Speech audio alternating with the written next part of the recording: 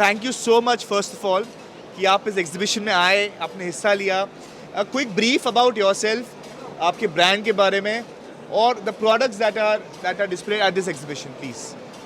मैं यहाँ इस एक्सपो में जो वर्ल्ड का रिनोड ब्रांड है अमूल, उसको रिप्रेजेंट कर रहा हूँ.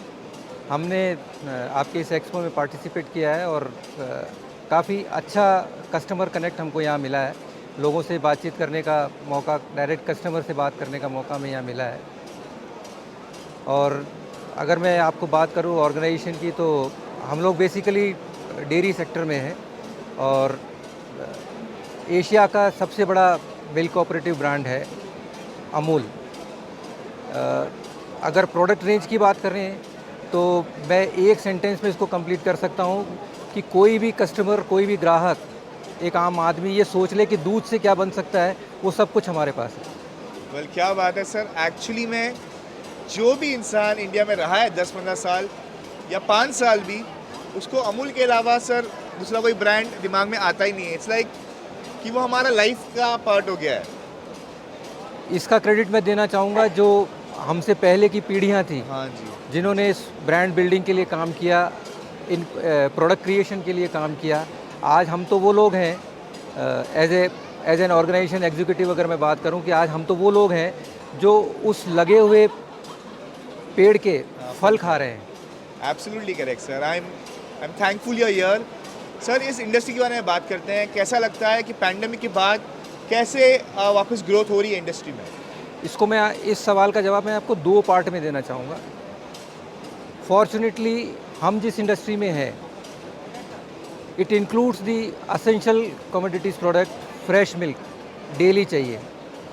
तो पैंडमिक का हम लोगों पे इम्पैक्ट कुछ कैटेगरी को छोड़ के ज़्यादा आया नहीं. अगर रेवेन्यू की बात करें, पैंडमिक के ईयर में हम लोगों ने 20% की ग्रोथ की.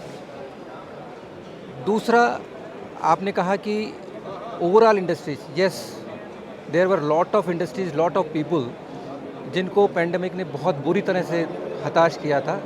लेकिन अब पिछले कुछ महीनों से ऐसा लग रहा है कि चीज़ें जगह पे आ रही हैं और बहुत अच्छी बात है. सिर्फ हिंदुस्तान में नहीं, वर्ल्ड वाइड जो रीगेन हो रहा है वो बहुत फास्ट है. And I hope it will continue. Well 100% I hope कि ये कंटिन्यू ही रहे. That's how we all will grow. So we talking about automation now which is really come up, packaging में स्पेशली. Yes. उसके बारे में आपकी क्या राय है? देखिए, जो पैकेजिंग में ऑटोमेशन आया ना, इसके मोटे तौर पे 2 क्लियर कट एडवांटेज हैं. एक, हम जैसे लोगों के लिए पैकेजिंग स्पीड बढ़ेगी तो हम अपना प्रोडक्शन स्केल अप कर सकते हैं. नंबर 2, ऑटोमेशन से ख़ास तौर से जो फूड प्रोडक्ट्स की अगर हम बात करते हैं, जिसमें हाइजीन एक बहुत बड़ा कंट्रीब्यूटर होता है प्रोडक्ट के इमेज के लिए, तो जो आपका ये ऑटोमेशन है, इससे प्रोडक्ट का हाइजीन इम्प्रूव होगा. और हाइजीन इम्प्रूव होने से कस्टमर का भरोसा, विश्वास, ये सब कुछ चीज़ें जुड़ी हुई है, उसमें बढ़ोतरी होगी. Very well sir, I agree with you. Also sir, जो हम आज हैं, व्हाट आर योर सजेशंस कि हम ग्लोबल मार्केट में मिठाई, नमकीन और अदर प्रोडक्ट्स को कैसे प्लेस करने चाहिए? What are your suggestions on that? Again I will divide your answer of your question in 2 part. मिठाई, नमकीन, मेरे ख्याल से जहाँ तक मुझे जानकारी है, इसका सबसे बड़ा कंज्यूमर हिंदुस्तान है. टेस्ट ये यहीं के लोगों ने क्रिएट किया और यहीं के लोगों ने एंजॉय किया. बाहर लोग खाना चाहते हैं, यहाँ की मिठाई बाहर लोग खाना चाहते हैं अगर उन्हें वहाँ उपलब्ध हो तो.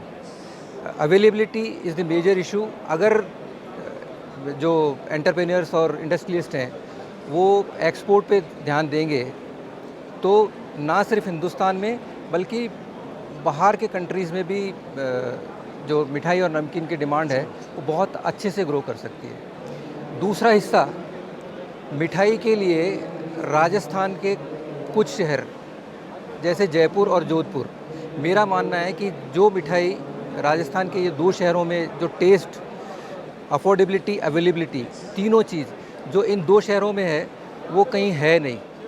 तो जो स्मॉल मैन्युफैक्चरर्स हैं उनसे लेके और लार्जर दी एक्सपोर्टर, उनको इन सब चीज़ों को ध्यान में रखते हुए यहाँ कैसे टेस्ट है, तो उसको अपने शहर में, अपने देश में, विदेश में वहाँ वो टेस्ट जो है वो बनाने की कोशिश करें। नहीं बनता है तो यहाँ से एक्सपोर्ट कर सकते हैं।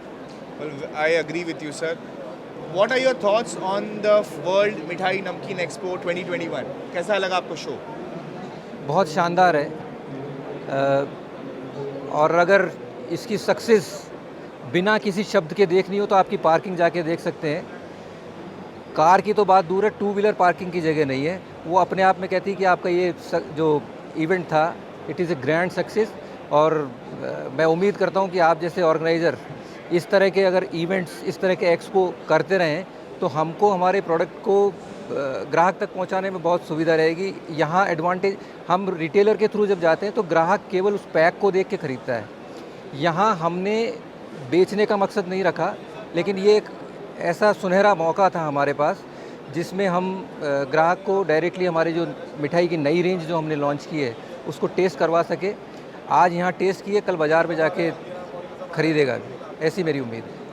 Well, so thank you so much कि आप इस एक्सपो का पार्ट है। I wish you luck and success and I hope to have you as our exhibitor for many years to come. Thank you so much for your time. Thank you very much. Thank you.